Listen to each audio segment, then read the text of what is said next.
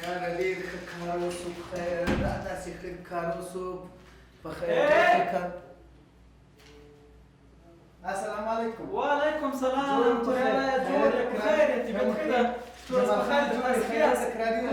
جمال خان ورور ډېر وبخښه زه چېرته روان یم داسې ضرور داسې لیواله ده څه خبره ده څه اسمان راګډ شوی ده چېرته مې تلېواله ده ډېر ضرور کار مې ده دوه خبرې ودرېږه دغه دوسیه د څه شي ده به ده بیا د کوم د ځکو مشکل د دکان څه مشکل مشکل نشته انشاءالله دلته حج اوقافو ریاست ته راغلی وم هغه پلار ته مې سږ کال په خیر د حج عریضه کړې وه نو ځم سایه به یوازې ودرېږه ډېر ضرور کار مې ده بیا وخته کېږي مشکل څه خبره څه دې وکړو مشکل دا خو په خیر ما پلار ته مې د حج عریضه کړې وه بیا هغه نو اتې زه تورې په خیر ځم دغه پلار ته مې عریضه کړې وه بیا ما د پلار نوبت څلور کاله پنځه کاله مې د مور او پلار د حج نوبت څلور پنځه کاله بعد د ما د مور او پلار د حج نوبت و هغه بیا مې دلته یو ملګری د کور یې ودانه دلته په حج اوقافو ریاست کې څوک راوښود دلته حج اوقافو ریاست کې څوک راوښود راته ویلی سي له هغه سره ووینه له هغه سره مې ولیدل یو څه زارو قاتل یې غوښتې پیسې مې ورکړې $500 مې ورکړو 4 کاله یې نوبت رامخته کړو سږ کال په خیر مور او پلار مې حج ته ځي نو دا ډېر ښه کار وشو ډېر په تلېواره یم دا تمه نه درلوده اوس سړی تا ته سړی څه ووایي دا د پاسپورټ کارونه یې راخلاصوم چې په خیر سږ کال زر په خیر ولاړ سي ته خبر ته ونیسه تا ته سړی څه وویل تا هم دا تمه نه درلوده نو ولې دغه خو داسې څوک نه کوي شکر هوښیار سړی پوه د درېیم د کار زه ما یم چې پوه یم نو دا خو څه بد کار خو مې نه ده کړی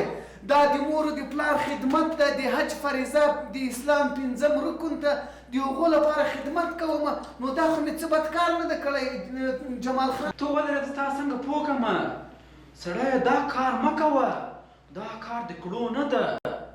دته نو ولې دا خو مې څه غلا نه ده کړې دا کار مه کوه دا خو مې ښه کار کړی ده د مور او پلار خدمت کوم ته رښتینی یې خو ستا دا کړنې شا راوستی دا ښه کار نه ده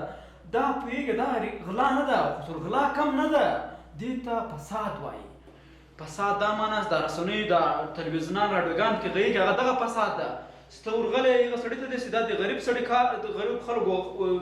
شی دی هغو ته باید سپارل شوی هغه باید تللی وی هر څوک په نوبت سره دا کار کوي دا اته 4 کاله ځنډېدلی دغه هم دغه شی ده چې خلک راځي ورپوی ورکوي دې ته رشوت وایي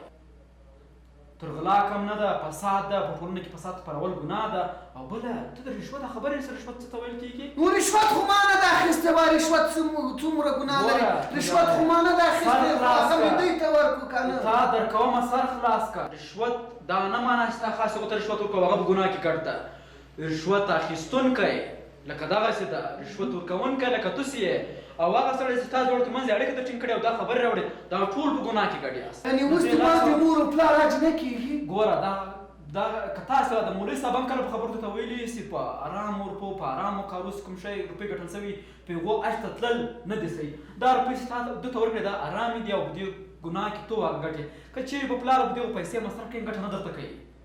یعنې زما د مور او پلار حج نه کېږي نه په روپۍ به دې مناسب ولاړ شي ثواب نشته هسې به ستړیا وي ایمان کړه تورېالی وروره د یو ورور په حیث د یو مشر په حیث د یو پوه سړي په حیث خبر درته کوم زارۍ درته کوم چې د دې کار تېره شه زه دا دومره وخت راځم ما ته هم دا لاره معلومه خو دا کار مې نه کوه هلته ورشه ګلالی ورته وایه ورته ورور زه له دې کاره تېر خدای مهربان دی ورځ به دغسې څوک راشي چې نور به د هغو خلکو حق نه خوري د چا چې حق ده دا سړی تا دغه ورپو سره اخلي دا بیا خپل اولاد ته روزي ګټي ورشه وروره دا د پلار او د مور حج ته مه ورخرابوه د دې په جای چې نیکي ورسره وکړې ګناه یې مه کړه دا ور وړه هلته کور دې ودان جمال خان وروره بس خیر اوسې له تا مننه الله تعالی دې اجر درکړي کور دې ودان څه یعنې اوس بېرته ورشه ورته دې کار تېر شه کله چې ومینې دو سره دا داسې خبره کور دې ودان جمال خان وروره الله دې ما کومه خیر ورشه زه به بېرته ورشم خدای دا وطن والا که جوړ شي دغسې کارونه کوي دا 4-5 کاله چې موږ ماتله خو دغه کیسه وه یا الله ته خو نور امن راولي او نور دغه خلک چې دا